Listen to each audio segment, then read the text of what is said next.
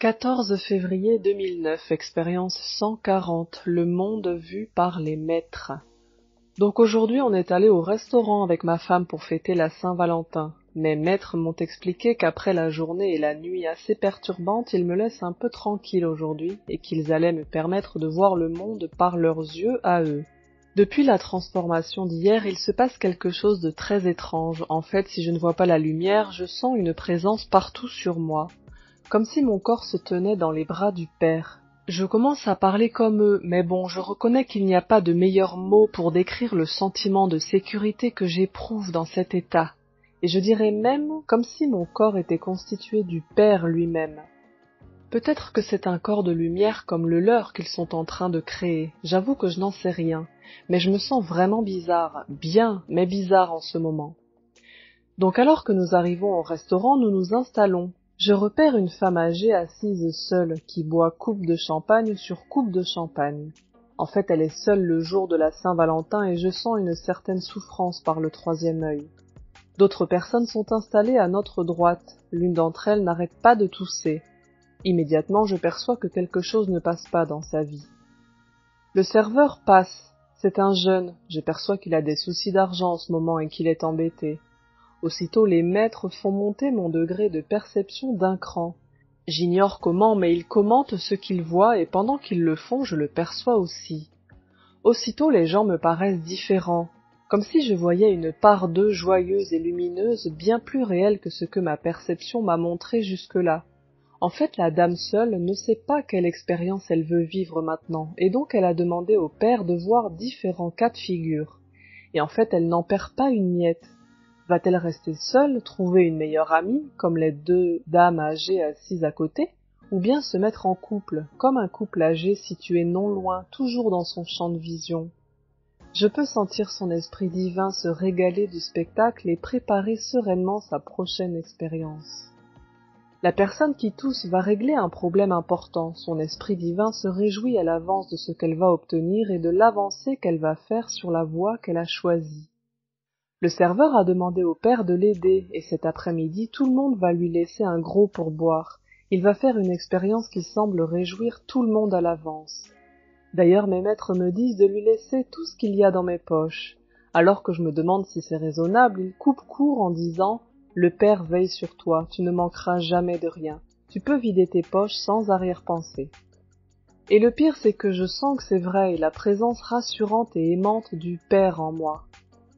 Ça a été comme ça une bonne partie de la journée, puis cet état est retombé, et je me suis mis à revoir le monde de manière beaucoup plus duelle par le troisième œil. Apparemment c'est un avant-goût de ce qui m'attend, c'est comme changer de monde sans en changer, voir la même scène par les yeux déformés du troisième œil ou par l'amour bienveillant de l'Esprit divin et du Père. Une expérience étonnante. Comme si les divers niveaux de réalité étaient constamment présents et qu'au final tout le monde avait conscience de vivre une immense expérience et y prenait plaisir réellement à plus haut niveau. Je ne sais pas où tout ça me conduit, alors je préfère écrire au fur et à mesure. 14 février 2009, expérience 141, passée par le Père. J'ai pris pas mal l'habitude de communiquer avec la lumière ces dernières années, de manière inconsciente au départ, puis de plus en plus en conscience. En fait, j'ai développé une telle peur lors de ma nuit en enfer que j'ai développé une certaine rancœur, même si je n'en ai pas eu conscience immédiatement, et une certaine défiance comme si elle m'avait fait un sale coup. Lors de la première nuit de transformation, la lumière entre en force dans mon corps et fait tranquillement de multiples modifications. Ma rancœur est présente et je la sens bien malgré moi. La lumière la sent immédiatement et l'échange entre nous est instantané sur la nécessité de l'expérience qu'elle m'a fait vivre. J'en ai conscience et pourtant je suis incapable de l'accepter totalement et je sens qu'une méfiance s'est installée en moi. La lumière y a coupé court en un instant. Elle me dit « Eh bien, je vois que tu préfères te débrouiller tout seul avec tout ça.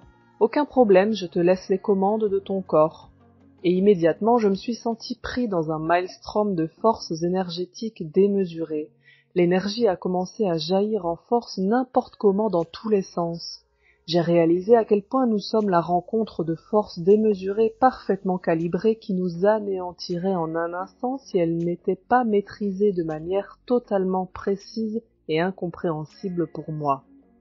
J'ai eu tellement peur que je me suis levée de mon lit en courant et que je me suis retrouvée debout dans la cuisine en hurlant intérieurement « Pitié, reprends les commandes !» Un réflexe de fuite pur et dur que je n'ai jamais eu de ma vie. La lumière m'a répondu « Ok, comme tu veux ». J'aurais juré qu'elle souriait. J'ai eu l'impression pendant un instant d'être un enfant de 5 ans dont le père aurait mis entre les mains le volant d'un semi-remorque lancé à 200 km/h sur l'autoroute et en équilibre sur 2 roues. Je peux te dire que je n'en ai pas mené large. J'ai réalisé à quel point la lumière prend soin de nous à ce moment-là et ma défiance s'est totalement envolée avant même d'avoir pu germer. Les maîtres étaient assez amusés et ils m'ont dit « N'oublie pas de toujours passer par le Père, quoi que tu veuilles réaliser. » Leçon retenue, je crois.